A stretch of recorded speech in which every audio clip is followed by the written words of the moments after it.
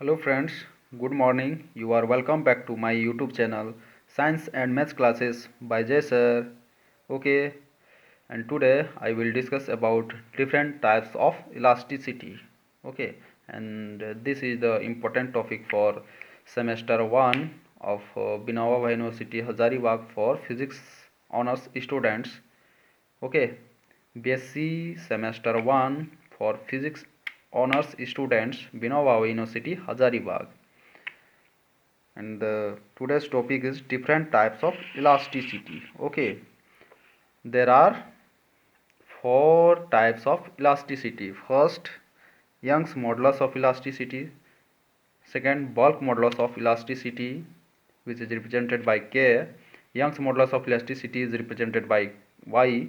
And next, rigidity modulus of elasticity, eta.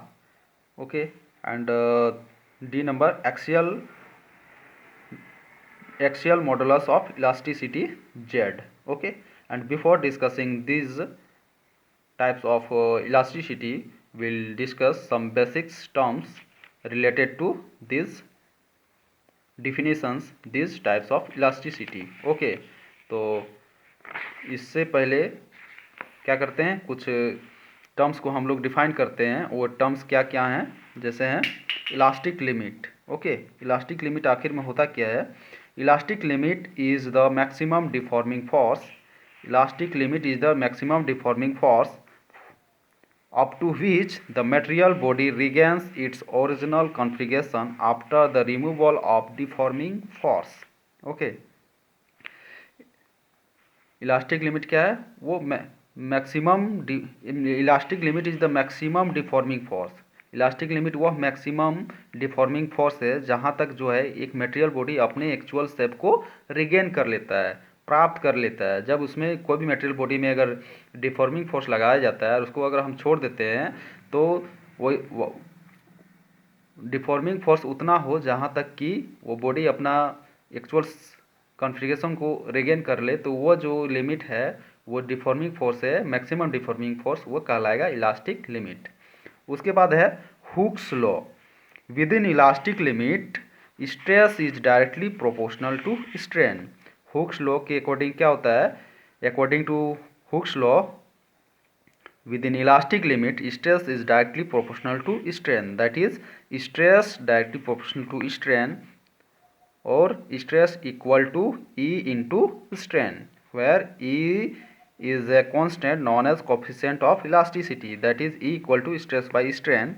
And here a graph is shown, okay, which shows elastic limit and plasticity, breaking point, yield point, etc. Okay, इस graph से आपको पता चलेगा कि कहाँ तक elastic limit है और कहाँ के बाद आपका जो मटेरियल बॉडी है वो प्लास्टिक हो जाता है और कहाँ के बाद जो है वो पूरा वो टूट जाएगा, मतलब वो बॉन्ड ब्रेक कर जाएगा, है ना. ये सब इसमें देखना है. तो आपका जो है यहाँ पे here X axis represents strain and Y axis represents stress. Okay, यहाँ पे वाई एक्सिस स्ट्रेस को रिप्रेजेंट कर रहा है और एक्स एक्सिस स्ट्रेन को. तो यहाँ से जो ये लाइन सेगमेंट ओ ई है, ये इलास्टिक लिमिट को शो कर रहा है.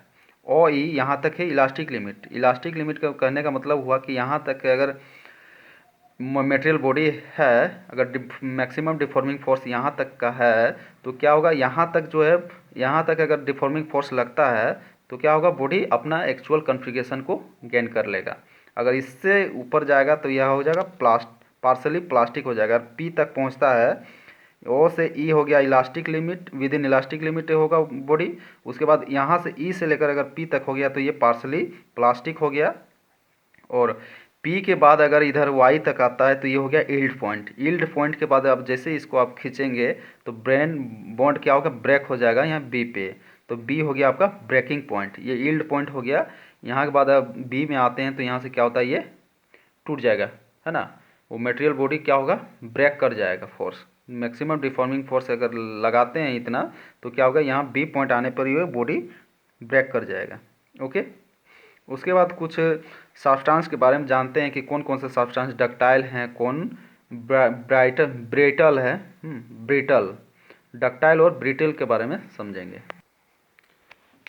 ओके स्टूडेंट्स, तो अभी जानेंगे कि कैसे कोई मटेरियल बॉडी जो है या कोई मटेरियल क्या है, डक्टाइल है और ब्राइटल है। ठीक है, तो क्या होगा जब यहाँ पे जो ये ग्राफ शो किए थे अभी, यहाँ पे अगर ये यील्ड पॉइंट और ब्रेकिंग पॉइंट के बीच का डिस्टेंस अगर ज़्यादा होगा तो वो जो मटेरियल होगा, वो मटेरियल बॉडी जो होगा वो क्या होगा, डक्टाइल होगा। ठीक है, डक्टाइल। जैसे यहाँ पे है, when the distance between yield point and breaking point is large, okay, when the distance between yield point and breaking point is large, known as ductile.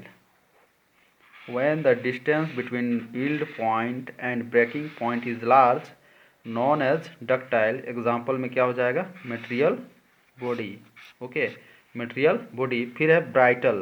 ब्राइटल में क्या होगा, या ब्रिटल बोलेंगे। When the distance between yield point and breaking point is small, when the distance between yield point and breaking point is small, known as brittle।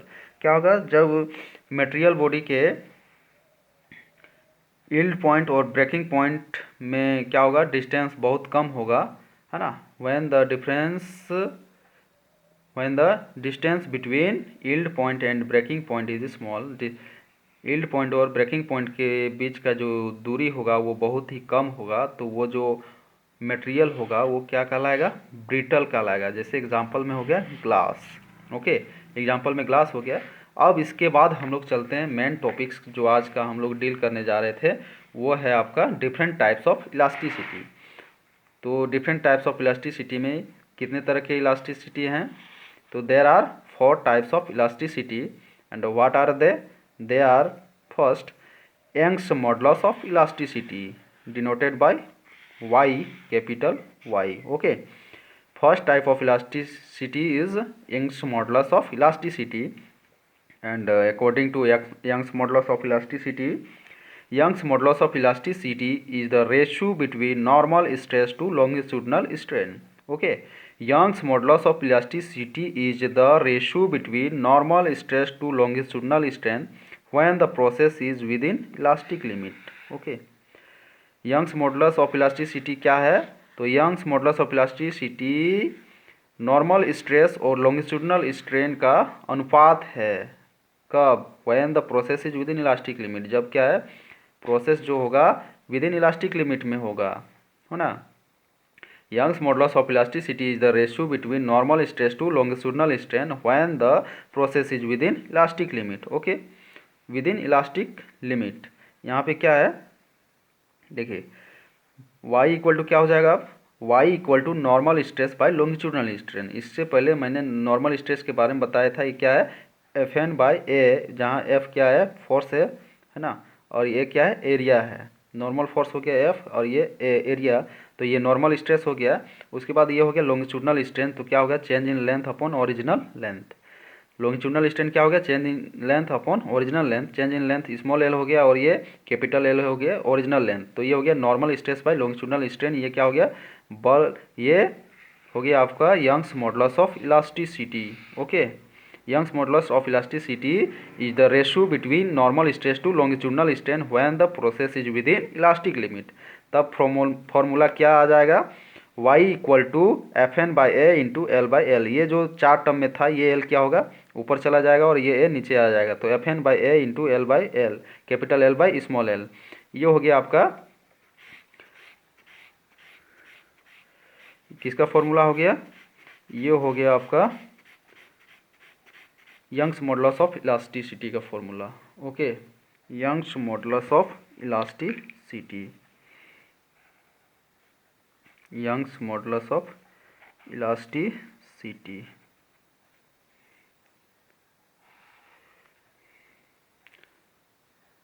Okay, Young's modulus of elasticity,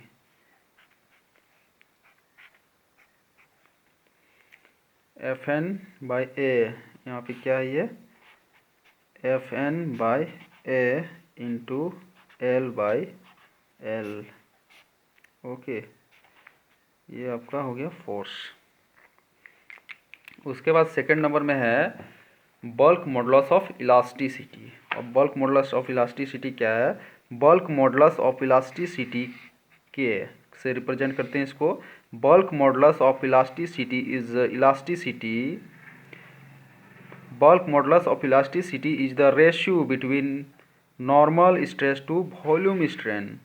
Bulk modulus of elasticity is the ratio between normal stress to volume strain when the process is within elastic limit. Okay, within elastic limit, that is K equal to normal stress by volume strain. यहाँ पे मान लो ये क्या है, normal stress काम कर रहा है किस पे, इस यूनिट वॉल्यूम पे।